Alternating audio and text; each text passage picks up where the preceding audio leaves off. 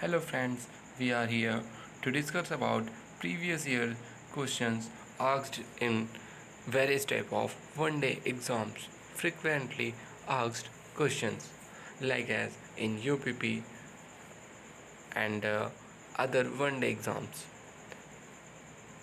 दोस्तों, आज हम इस वीडियो में बात करेंगे पिछले कुछ सालों में, पिछले कुछ वर्षों में जो प्रश्न पूछे गए हैं और जो प्रश्न काफ़ी महत्वपूर्ण लगते हैं और महत्वपूर्ण होते हैं, जो कि आपको अच्छा नंबर, आपका स्कोर बढ़ा कर जाते हैं। आज हम जीके के प्रश्नों की बात करेंगे। जीके में जियोग्राफी के प्रश्नों की बात करेंगे, यानी भूगोल के प्रश्न जो आ चुके हैं। ये जो मैं आपको आज प्रैक्टिस करवाने जा रहा हूँ, ये पिछले सालों में कोई प्रश्न यूपीपी में आया है, उत्तर प्रदेश पुलिस भर्ती परीक्षा, और कुछ प्रश्न बीएड में आए हैं, बीएड के एंट्रेंस एग्ज़ाम में आए हैं, और कुछ प्रश्न इसमें से लेखपाल में आए हैं, कुछ बीडीओ में आए हैं। तो इतना आप समझ सकते हैं, जितना भी ये पीडीएफ है, इस पीडीएफ में कोई भी ऐसा क्वेश्चन नहीं है जो कि आपके लिए महत्वपूर्ण नहीं है। ये बहुत ही महत्वपूर्ण क्वेश्चन का मैंने पीडीएफ बनाया है, फिर मैंने आपको करवाने के लिए सोचा है कि चैनल पे अपलोड कर दिया जाए इसको भी। तो आइए फ्रेंड्स, बिना देरी किए बात करते हैं हमारे आज के वीडियो की।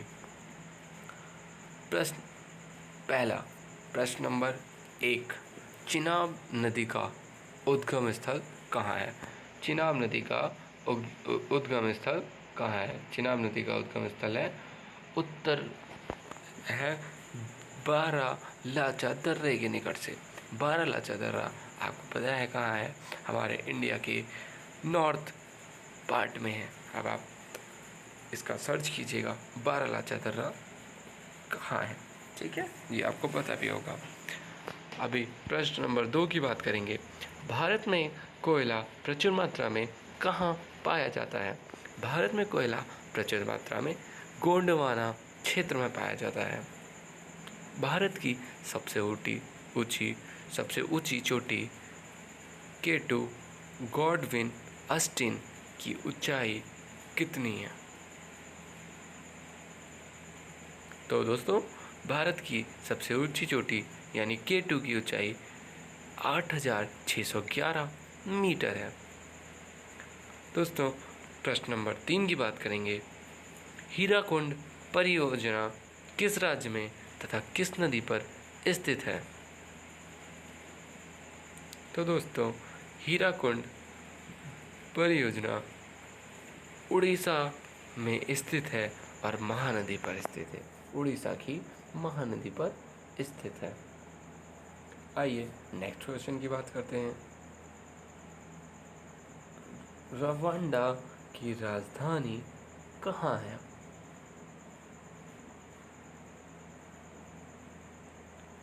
दोस्तों, रवांडा की राजधानी किगाली है।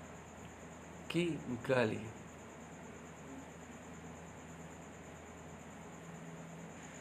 आइए नेक्स्ट क्वेश्चन की बात करते हैं।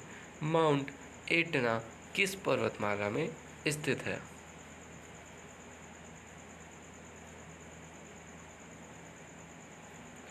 तो दोस्तों, माउंट एटना सिसिली पर्वतमाला में स्थित है, जो कि इटली में है। ऑस्ट्रेलिया किस नदी के किनारे सबसे घना बसा है? ऑस्ट्रेलिया के अभी जंगलों में आग लगी थी, आपने देखा था, आपने सुना था न्यूज़ चैनल्स पे। तो ऑस्ट्रेलिया किस नदी के किनारे घना बसा है? मतलब ऑस्ट्रेलिया में नदियाँ हैं और ढेर सारी नदियाँ हैं। तो ऑस्ट्रेलिया किस नदी के किनारे सबसे ज़्यादा डेंस है, सबसे ज़्यादा घना है, मतलब सबसे ज़्यादा लोग रहते हैं, सबसे ज़्यादा आबादी है वहाँ पे, सबसे ज़्यादा लोग रहते हैं? तो दोस्तों, इसका उत्तर है मर्रे डार्लिंग। मर्रे डार्लिंग यानी, और ये कितना लंबा है? 3717 किलोमीटर।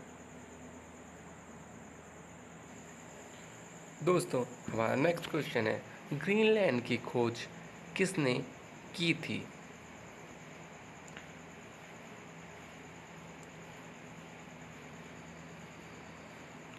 तो दोस्तों ग्रीनलैंड की खोज रॉबर्ट पियरी ने की थी, जैसा कि आप एक स्क्रीन पे देख पा रहे हैं।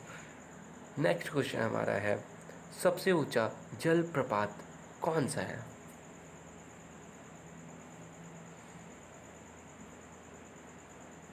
तो दोस्तों सबसे ऊंचा जलप्रपात सॉल्टो एंजिल है, जो कि वेनेजुएला में है। सॉल्टो एंजिल वेनेजुएला, क्योंकि वेनेजुएला में सिचुएटेड है ये। डोडोमा किस देश की राजधानी है? तो इसका उत्तर हो जाएगा तंजानिया की। डोडोमा तंजानिया की राजधानी है। युगांडा की राजधानी क्या है? तो बात करेंगे हम युगांडा की, तो युगांडा की राजधानी है कंपाला।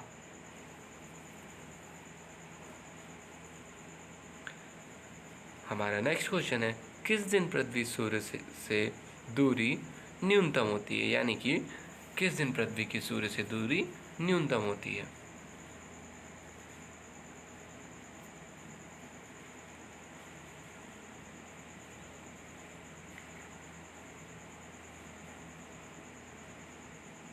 तो इसका सही आंसर है 3 जनवरी को, 3rd of Jan।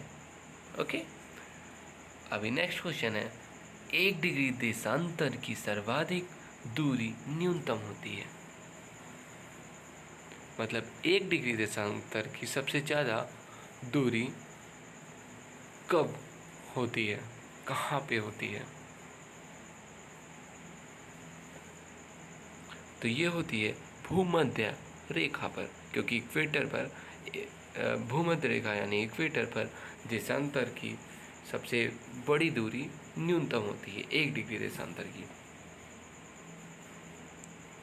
अभी नेक्स्ट क्वेश्चन की बात करते हैं, दाड़ीता चालीसा रोरिंग फोर्टीज क्या है?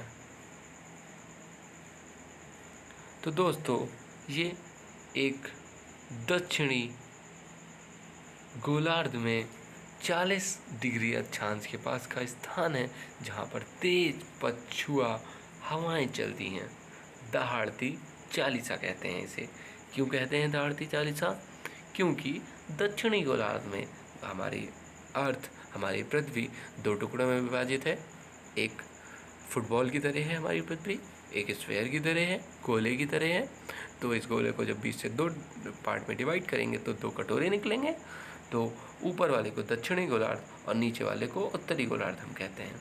तो दक्षिणी गोलार्ध में 40 डिग्री अक्षांश के पास का एक स्थान है, जहाँ पे 40 डिग्री अक्षांश के पास का जो एरिया होता है वहाँ पर तेज पछुआ हवाएं चलती हैं, इसलिए उसे 40 डिग्री पे चलती हैं और दक्षिण में चलती हैं और तेज चलती हैं, इसलिए उसको दहाड़ीता चालीसा कहते हैं, रोरिंग फोर्टीज कहते हैं। नेक्स्ट क्वेश्चन है, माओरी जनजाति का निवास कहाँ है? माओरी जनजाति कहाँ रहती है?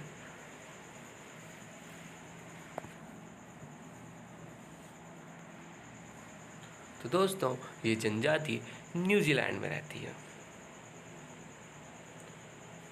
हमारा नेक्स्ट क्वेश्चन है, तुंगभद्रा तथा भीमा नदियाँ किस नदी की सहायक नदियाँ हैं? तुंगभद्रा और भीमा किस नदी की सहायक नदियाँ हैं?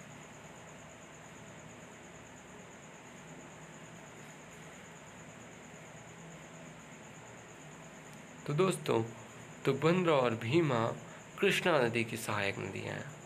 तुंगभद्रा और भीमा कृष्णा नदी की सहायक नदियाँ हैं। कृष्णा नदी कहाँ है? साउथ में है, दक्षिण में है, भारत के दक्षिणी भाग में अधिकतर पार्ट इसका। अभी नेक्स्ट क्वेश्चन की बात करेंगे, छोटा नागपुर पठार की सबसे ऊंची चोटी कौन सी है?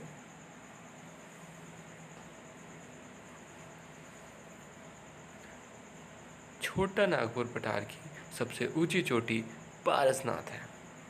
पारसनाथ है। तो दोस्तों, उम्मीद करता हूँ आपको आज का ये वीडियो समझ में आया होगा और अच्छे से समझ में आया होगा। और आप इस वीडियो को जो भी मैं प्रैक्टिस करवाता हूँ, या जैसे मैंने आज क्वेश्चन बताया है, मैंने इंपॉर्टेंट क्वेश्चन बताए हैं, मैंने प्रैक्टिस सेट भी करवाया था और आगे भी कोशिश करूँगा कि आपको प्रैक्टिस सेट प्रोवाइड करवाऊँ अच्छा। तो ये जो प्रैक्टिस सेट था कल वाला, उसको भी आप लाइक, शेयर एंड सब्सक्राइब करना ना भूलें। हमारे चैनल को सब्सक्राइब करें और वीडियोस को अगर पसंद आए तो लाइक करें। और दोस्तों, मैं इसका बहुत ही एक महत्वपूर्ण लाभ आपको बताना चाहता हूँ।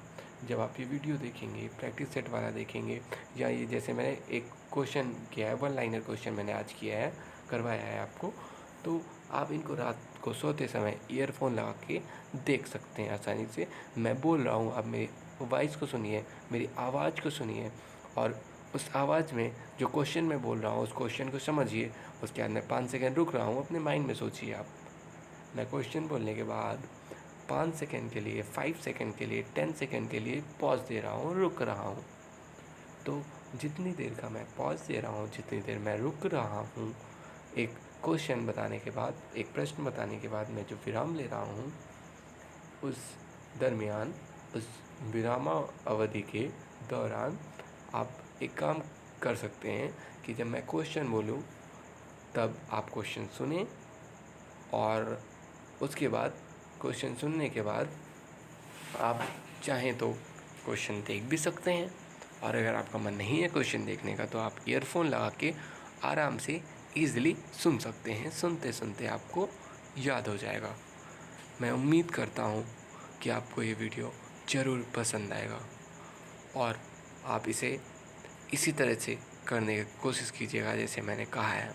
मैं प्रश्न बोल रहा हूँ, आप उसे सुनिए, उसके बाद प्रश्न को समझिए। 10 सेकंड का मैं टाइम दे रहा हूँ, और उस 10 सेकंड में, 5 से 10 सेकंड में आप उसका उत्तर, जो प्रश्न मैं बोल रहा हूँ उसका उत्तर आप अपने माइंड में सोचिए। अगर आपको आंसर आ रहा है तो ठीक है, और नहीं आ रहा है तो मेरा आंसर एक बार सुनिए।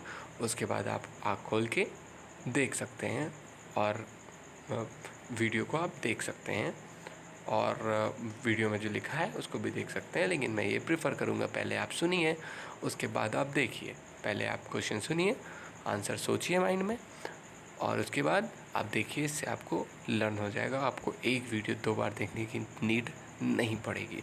और ऐसे ही वन लाइनर क्वेश्चन और PDF के लिए हमारे चैनल को सब्सक्राइब करना ना भूलें।